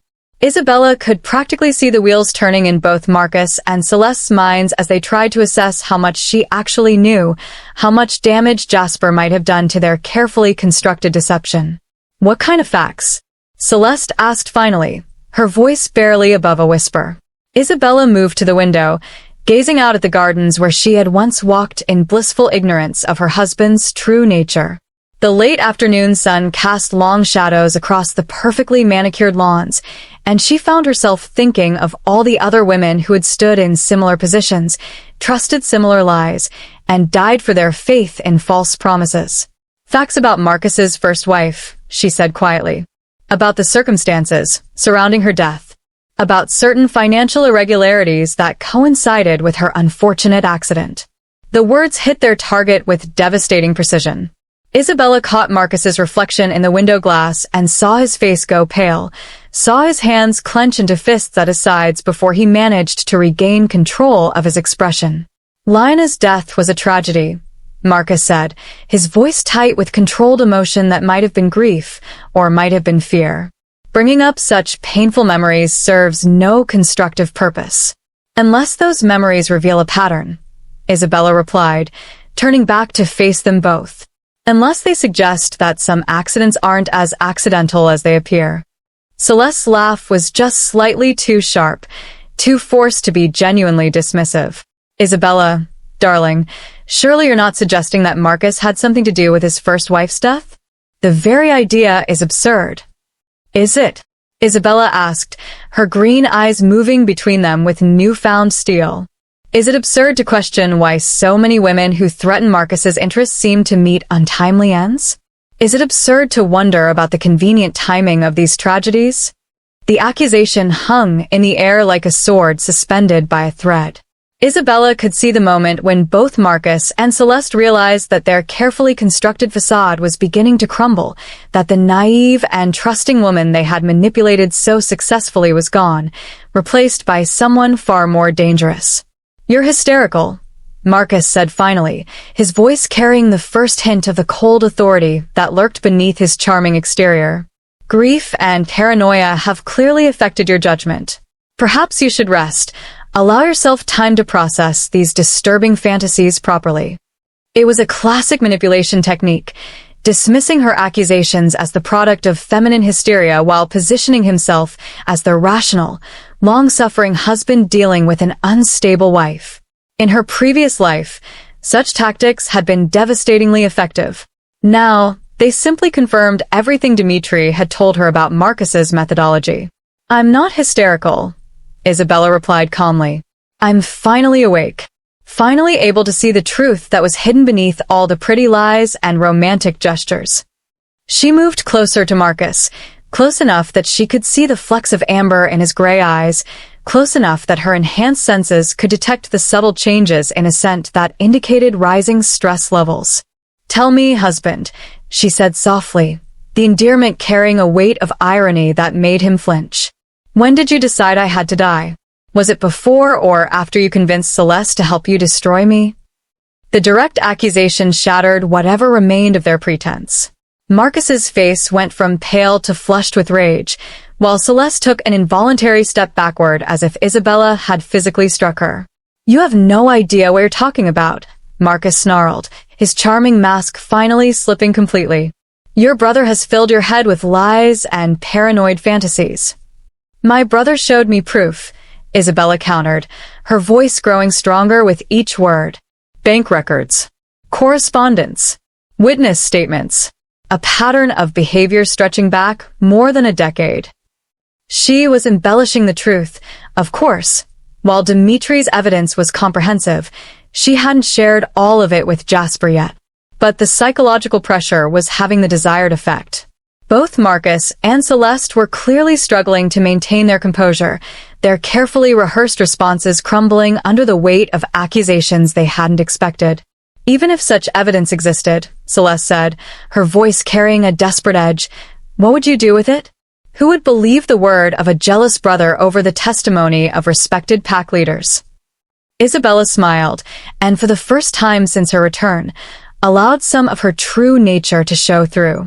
It was not a kind expression. It was the smile of a predator who had cornered her prey and was savoring the moment before the kill. "That depends," she said softly, "on how many other people have been asking similar questions. On whether I'm the only one who's started connecting the dots between Marcus's marriages and the convenient deaths that seem to follow them." Marcus took a step toward her, his hands rising as if he intended to grab her shoulders. Isabella didn't flinch, didn't retreat. Instead, she held his gaze steadily, letting him see that the frightened, dependent woman he had married was gone forever. "You're making a terrible mistake," he said, his voice dropping to a dangerous whisper. "Whatever you think you know, whatever lies your family has told you, are about to become very public knowledge," Isabella finished. "Unless, of course, certain arrangements can be made." The words stopped Marcus mid-sentence, confusion replacing rage in his expression. Beside him, Celeste's eyes narrowed with suspicion and calculation. "What kind of arrangements?" Celeste asked carefully. Isabella moved to one of the ornate chairs that furnished the foyer, settling into it with the casual grace of someone who held all the cards in a deadly game. She had learned this technique from watching Dimitri, how to use stillness and positioning to project power, how to make others come to you rather than chasing after them. "The kind that ensures everyone gets what they truly want," she said, her voice carrying the quiet confidence of someone who had finally learned to play the game properly. "Marcus wants to be free to pursue his relationship with you, Celeste. You want to claim the position that you believe should have been yours from the beginning. And I." She paused, letting the silence stretch until both of them were leaning forward in anticipation. "I want to disappear from this life entirely." It was a masterful lie, delivered with just the right combination of resignation and relief. Isabella could see both Marcus and Celeste processing her words, trying to determine whether this was genuine capitulation or some kind of trap. "What exactly are you proposing?" Marcus asked, though his tone suggested he was afraid to hope that the solution could be so simple. "A divorce," Isabella said simply. "Quiet, discreet, with financial arrangements that ensure everyone's comfort and silence. You get your freedom. I get a new life away from all this political complexity, and certain damaging evidence remains sealed away forever." The offer hung in the air between them like bait in a carefully constructed trap. Isabella could see the wheels turning in both their minds, the appeal of a solution that would give them everything they wanted without the messy complications of another murder, balanced against suspicion that Isabella might be playing a deeper game. "And if we refuse?" Celeste asked, her voice barely audible. Isabella's smile widened, becoming something truly dangerous. "Then I suppose we'll find out how interested the pack councils are in investigating the mysterious pattern of deaths surrounding Marcus's romantic entanglements. I imagine such an inquiry would be quite thorough and quite public. The threat was clear, and both Marcus and Celeste understood the implications. If Isabella chose to go public with her accusations, even if they managed to discredit her individually, the scrutiny would likely uncover evidence of their other crimes. Their entire network of corruption would be exposed, and their carefully constructed new life would crumble to ash. "We'll need time to consider your proposal," Marcus said finally, though his tone suggested he was already beginning to see the appeal of her offer. "Of course," Isabella replied graciously. "But don't take too long. Evidence has a way of becoming public knowledge if it sits idle for too long, and I would hate for circumstances to force my hand." With that parting shot, Isabella rose from her chair and moved toward the grand staircase that led to the upper floors of the manor. As she climbed, she could feel both Marcus and Celeste watching her and could practically hear the urgent whispered conversation that would begin the moment she was out of earshot. They thought they were getting exactly what they had always wanted, Isabella's willing removal from their lives, with the added benefit of avoiding the complications and risks associated with another murder.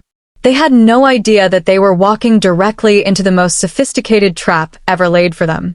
By the time Isabella reached her chambers, she was already composing the coded message she would send to Dimitri that evening. The first phase of their plan was proceeding perfectly. Marcus and Celeste had revealed their guilt through their reactions, confirmed their willingness to negotiate, and positioned themselves exactly where Isabella and her allies needed them to be. The phoenix had spread her wings, and now the real hunt could begin. Chapter 7. The Council of Reckoning. The emergency council meeting was called for the night of the new moon, when darkness would cloak the Silver Crescent estate in protective shadows that matched the gravity of what was about to unfold. Isabella arrived at Dimitri's fortress dressed in midnight black, her auburn hair braided with silver threads that caught what little light filtered through the ancient windows. She looked every inch the grieving widow she would soon pretend to be. In the 3 weeks since her confrontation with Marcus and Celeste, everything had proceeded exactly as planned. Her husband and his conspirator had agreed to her divorce terms with suspicious eagerness, clearly believing they were getting everything they wanted without the messy complications of another murder. What they didn't know was that every conversation, every negotiation, every private moment between them had been carefully documented by Dimitri's network of loyal wolves. "Are you prepared for what comes next?" Dimitri asked as he escorted her through the corridors of his estate toward the great chamber where representatives from 7 different packs had gathered. His ice-blue eyes studied her face with an intensity that made her pulse quicken despite the gravity of the situation. "I've been preparing for this moment since the day I died," Isabella replied, her voice carrying the steel that had been forged in betrayal and tempered by purpose. "The question is whether Marcus and Celeste are ready to face the consequences of their crimes." The great chamber had been transformed for the occasion. Ancient banners bearing the crests of the attending packs hung from the vaulted ceiling, while torches mounted in iron sconces provided flickering illumination that cast dancing shadows across the assembled faces. At the center of the room, a massive oak table bore the evidence that would damn Isabella's enemies. Documents, photographs, witness statements, and recorded conversations that painted an undeniable picture of corruption and murder. Elder Nathaniel Greystone sat at the head of the table, his silver hair gleaming in the torchlight as he surveyed the materials before him with grim determination. Beside him sat other respected pack leaders, their expressions ranging from shocked disbelief to cold fury as they processed the scope of Marcus and Celeste's crimes. "The evidence presented here tonight," Elder Greystone began, his voice carrying the authority of centuries of pack leadership, "suggests a pattern of predation that has gone unchecked for far too long. 7 women dead, their murders disguised as accidents or suicides, their wealth stolen, their families left to grieve without ever knowing the truth." Isabella felt a surge of satisfaction as she listened to the elder's words. This was justice in its purest form, not the hot revenge of the moment, but the cold deliberation of truth finally brought to light. "Where are the accused?"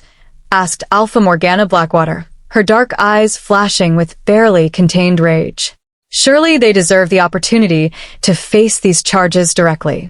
Dmitri stepped forward, his presence commanding the attention of everyone in the room. Marcus Blackthorn and Celeste Ravencrest believe they are attending a private celebration tonight, toasting what they think is their victory over the last witness to their crimes. Instead, they will find themselves facing the judgment they have so long evaded. As if summoned by his words, the great doors of the chamber swung open to admit two figures who clearly expected to find something very different from what awaited them. Marcus entered first, his storm gray eyes immediately taking in the assembled pack leaders with growing alarm. Behind him, Celeste's face went pale as death as she realized they had walked directly into the trap Isabella had spent weeks preparing. "What is the meaning of this?" Marcus demanded, though his voice carried none of its usual commanding authority. "Isabella, you said you wanted to finalize our divorce arrangements privately." Isabella rose from her seat at the council table, moving with the fluid grace of a predator who had finally cornered her prey.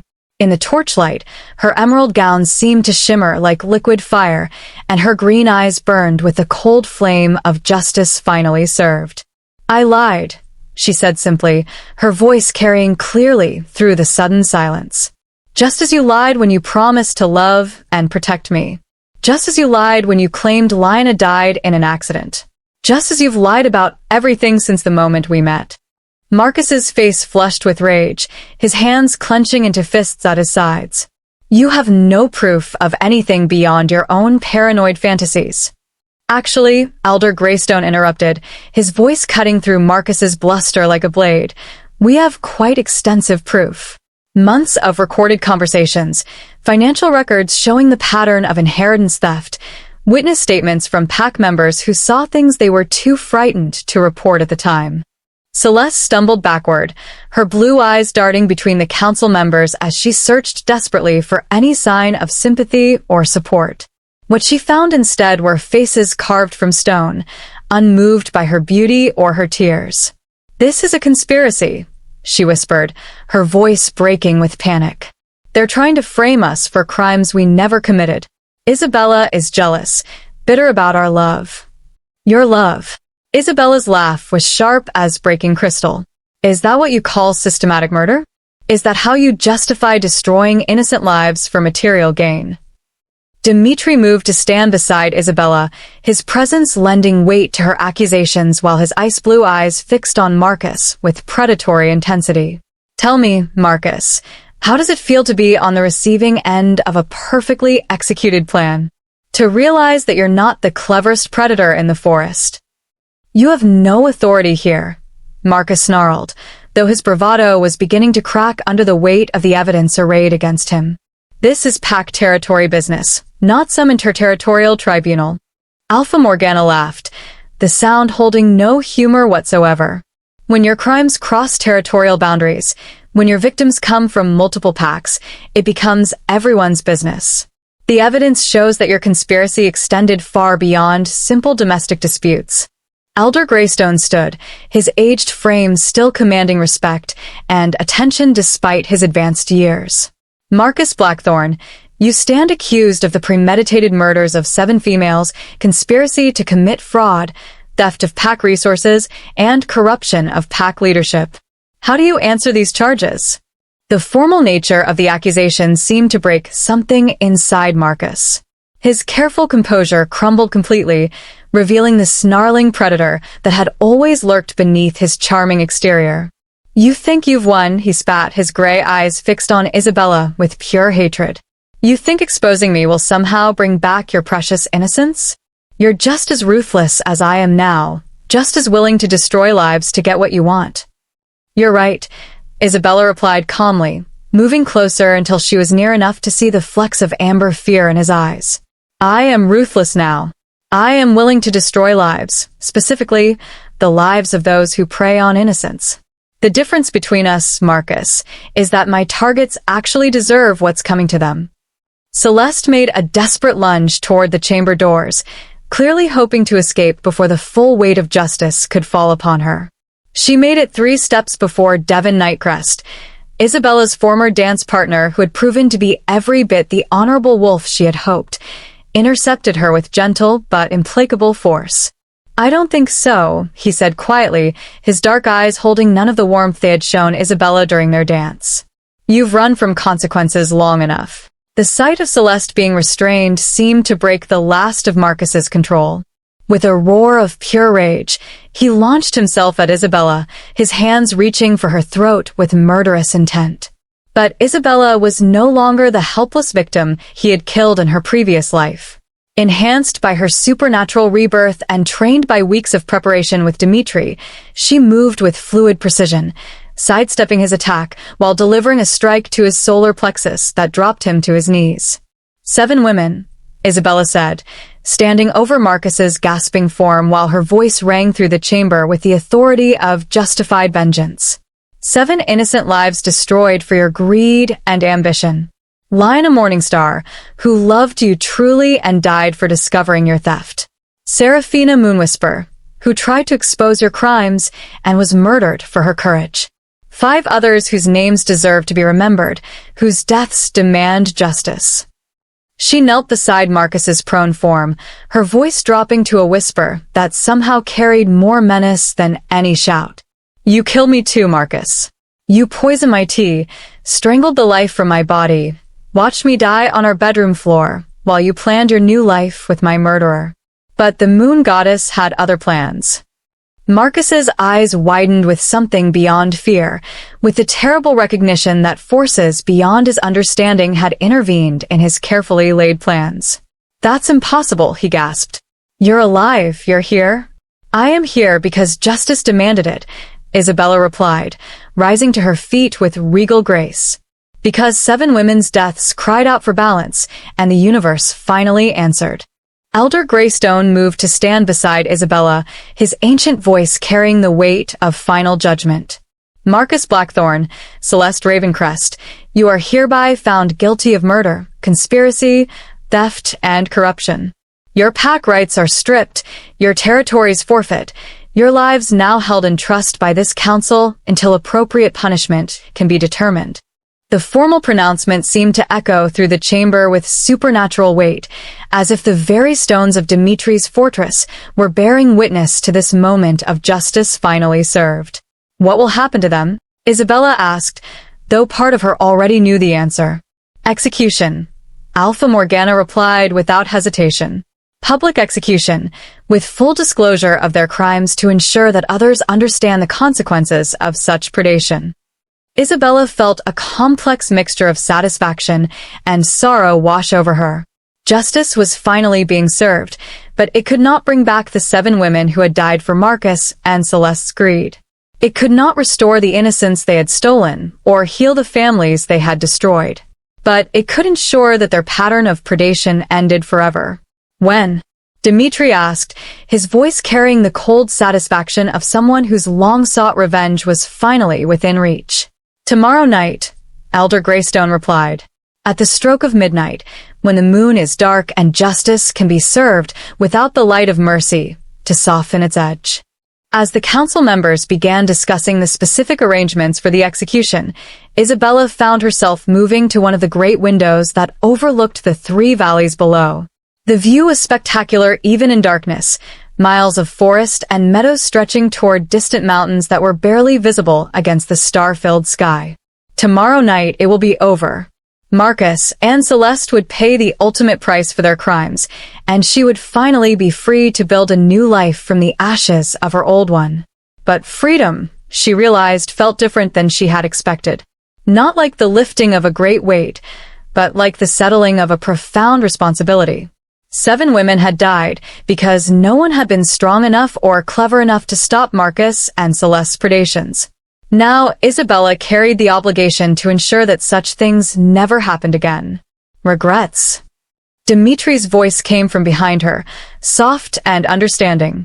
No regrets about justice being served, Isabella replied without turning around. But I find myself wondering what comes next.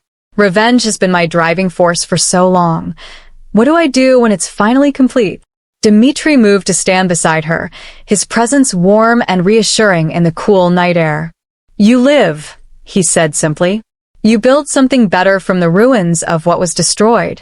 You honor the memory of those who died by ensuring their sacrifices meant something.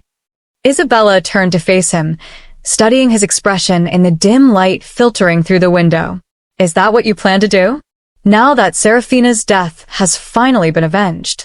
I plan to stand beside the woman who made that justice possible, he replied, his ice blue eyes holding hers with an intensity that made her breath catch. If she'll have me. The admission hung in the air between them, fragile and precious as spun glass. Isabella felt her heart race with a mixture of fear and longing. Fear because trust had cost her so dearly before, longing because Dmitri represented the possibility of something she had thought lost forever. Ask me again tomorrow night, she said softly. When the ghosts of the past have finally been laid to rest. Dmitri nodded, understanding passing between them without the need for words. Tomorrow would mark the end of their shared quest for justice. What came after would be theirs to determine together. The phoenix had spread her wings and burned away everything that had destroyed her first life. Now, perhaps, it was time to see what new and beautiful things could grow from those purifying ashes. Chapter 8. The Phoenix Reborn. The execution ground had been prepared with a solemnity befitting such grave justice. Ancient stone circles, worn smooth by centuries of wind and rain, formed a natural amphitheater beneath the starless sky. Torches burned in iron braziers placed at precise intervals, their flames dancing in the cold night air while casting flickering shadows across the assembled witnesses. Isabella stood at the edge of the circle, wrapped in a cloak of deepest midnight that seemed to absorb rather than reflect the torchlight. Beside her, Jasper's presence was a steady comfort. Her brother had insisted on being present for this final act of justice, his protective instincts demanding he witness the end of those who had threatened his sister's life. The pack leaders formed a solemn semicircle around the execution stones, their faces carved from granite as they prepared to witness the consequences of crimes that had gone unpunished for far too long. Elder Greystone stood at their center, his silver hair gleaming in the firelight as he held the ceremonial blade that would deliver justice to those who had escaped it for so many years. Marcus and Celeste were brought forward in silver chains blessed by pack shamans, bonds that would prevent any supernatural attempt at escape. Marcus walked with defiant pride despite his circumstances, his storm-gray eyes blazing with unrepentant fury as he surveyed the assembled crowd. Even now, facing death for his crimes, he showed no remorse for the lives he had destroyed. Celeste, by contrast, was a broken thing. Her golden hair hung in limp tangles around a face swollen from tears and sleepless nights. The confident beauty who had manipulated so many with her charms was gone, replaced by a terrified woman who finally understood that her actions had consequences she could not charm or seduce her way out of.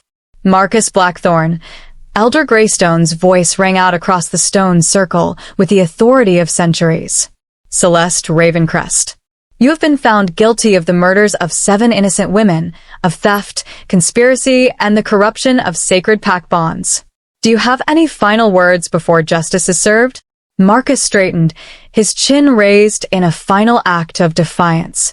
I regret nothing, he declared, his voice carrying clearly through the cold night air.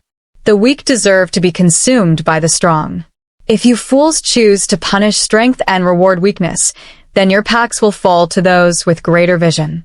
His words sent a ripple of disgust through the assembled witnesses. Even in death, he remained unrepentant, convinced that his predatory nature was somehow superior to the compassion and honor that governed civilized pack society. Celeste's response was quite different. Please, she whispered, her voice breaking with terror. I was led astray, seduced by promises of love and position. I never meant for anyone to die. Please show mercy. Mercy? Isabella stepped forward, her voice cutting through Celeste's pleas like a blade through silk. Did you show mercy to Lyanna when she discovered Marcus's theft? Did you show mercy to Serafina when she tried to expose your crimes? Did you show mercy to me when you held me down while Marcus squeezed the life from my body?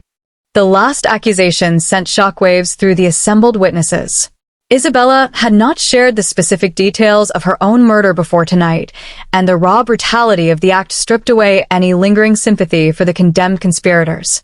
"You're lying," Celeste sobbed, though her words carried no conviction. "You're alive. You're standing right there."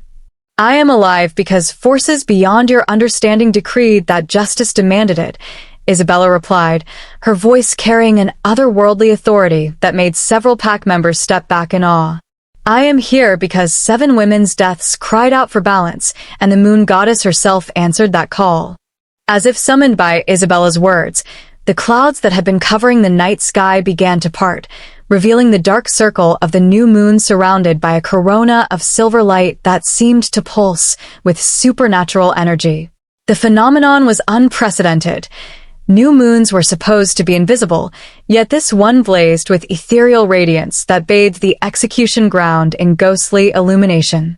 "The moon goddess bears witness," Elder Greystone proclaimed, his aged voice trembling with religious awe. "She has blessed this act of justice with her divine presence."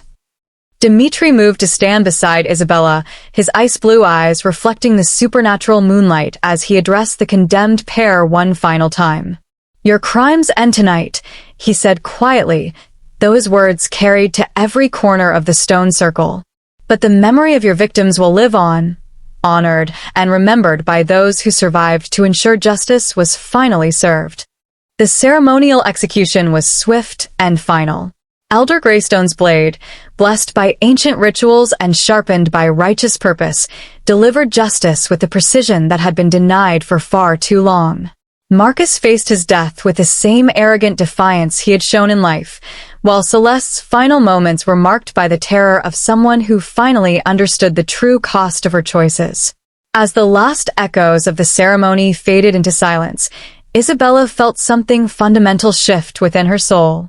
The burning rage that had sustained her through weeks of careful planning suddenly cooled, replaced by a profound sense of completion that left her feeling both empty and strangely peaceful. It was over. Finally, completely, irrevocably over. The assembled pack leaders began to disperse, their duty done and justice satisfied.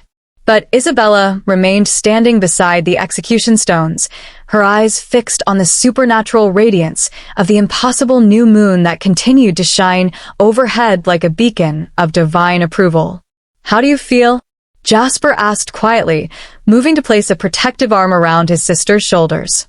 "Different," Isabella replied, though she struggled to find words for the complex emotions swirling within her chest. "Empty, but not in a bad way. Like I've been carrying a terrible weight for so long that I'd forgotten what it felt like to stand straight." Dimitri approached them both, his expression gentle despite the gravity of what they had just witnessed. "Justice has been served," he said simply. 7 women can finally rest in peace, knowing that their deaths were not forgotten or ignored. Isabella turned to face him, studying his features in the supernatural moonlight. The ice-blue eyes that had seemed so cold when they first met now held warmth and understanding that spoke to the connection forged between them through shared loss and mutual purpose. "What happens now?" she asked, the question encompassing far more than simple logistics. "Now we live," Dimitri replied, echoing the words he had spoken the night before. "We built something beautiful from the ashes of what was destroyed.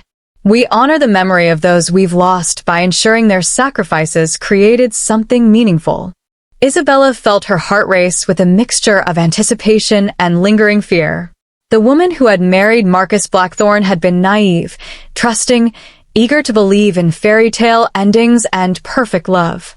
The woman who stood in this execution circle had been forged in betrayal and tempered by supernatural intervention. She was harder, more cautious, infinitely more aware of the darkness that could lurk beneath charming smiles. But perhaps, she thought as she looked into Dimitri's eyes, that awareness didn't have to mean the death of hope. Perhaps wisdom earned through suffering could coexist with the possibility of genuine love. "I'm not the same person I was when this all began," she warned him, her voice carrying the weight of hard-earned truth. "I've learned things about the world, about people, about myself that I can never unlearn. I'm not sure I'm capable of the kind of innocent trust one once offered so freely." Dimitri's smile was gentle but edged with understanding born of his own experiences with loss and betrayal. "I don't want your innocent trust, Isabella. I want your informed choice." I want you to choose me knowing exactly who I am, what I'm capable of, what demons I carry from my own past. The honesty in his words was breathtaking in its completeness. This was not the pretty lie of perfect love that Marcus had used to manipulate her. This was something far more precious, the offer of a partnership built on truth, understanding, and mutual respect for the scars they both carried. "And if I choose you?" she asked softly. "What then?" "Then we build something new together," he replied, extending his hand toward her with careful reverence. "Something stronger than what we lost, because it's founded on truth rather than deception. Something beautiful, because it honors the memory of those who died to bring us to this moment." Isabella stared at his offered hand for a long moment, aware that her decision would shape not just her own future, but the legacy of everything she had endured. The naive girl who had trusted blindly was gone forever, but in her place stood a woman who understood the difference between foolish faith and informed hope. Slowly, deliberately, she placed her hand in his. The moment their skin touched, the supernatural radiance of the new moon seemed to pulse brighter, as if the moon goddess herself was blessing this union forged in the crucible of shared struggle and mutual understanding. The light washed over them both, warm and welcoming despite the cool night air, and Isabella felt something she had thought lost forever, the possibility of happiness built on a foundation that could not be shaken by deception or betrayal. "Together, then," she said, her voice carrying the strength of a woman who had faced death and emerged transformed. "Together," Dmitri agreed, his fingers intertwining with hers as they stood beneath the impossible moon that had witnessed justice finally served. As they made their way back toward the Silver Crescent estate, Isabella found herself thinking of the 7 women whose deaths had brought them to this moment. Lyanna, who had loved truly and died for discovering inconvenient truths. Serafina, who had tried to expose corruption and paid the ultimate price for her courage. 5 others whose names would be remembered, whose sacrifices had finally been honored. Their deaths had not been in vain. Their suffering had led to justice, their memory had inspired change, and their legacy would be the love that grew from the ashes of their destruction. The phoenix had spread her wings and burned away everything that had caused her pain. Now, walking hand in hand with someone who understood the cost of that transformation, she was ready to discover what beautiful things could grow in the fertile ground left behind by purifying fire. Behind them, the supernatural new moon continued to shine with ethereal radiance, a reminder that some forces in the universe were committed to ensuring that justice, however delayed, would eventually find its way to light. The hunt was over. The prey had become the predator, delivered justice to those who had escaped it, and emerged from the darkness ready to embrace a future built on truth rather than lies. Isabella Nightshade had died in betrayal and been reborn in vengeance. Now, finally, she was ready to live in love.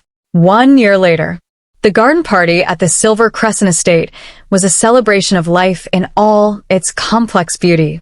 Tables draped in white linen dotted the landscape, laden with delicacies that spoke to the abundance possible when trust replaced deception.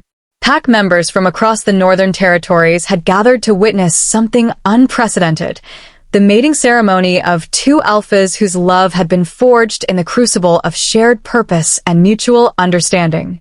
Isabella stood at the center of it all, radiant in a gown of silver and emerald that caught the afternoon sunlight like captured starfire. But the true transformation was in her eyes.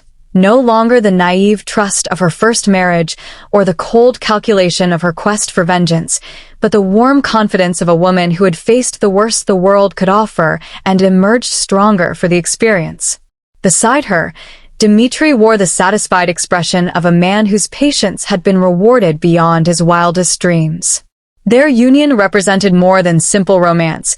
It was the joining of 2 souls who had been broken by betrayal and found healing in their shared commitment to ensuring that others never suffered as they had. "Any regrets?"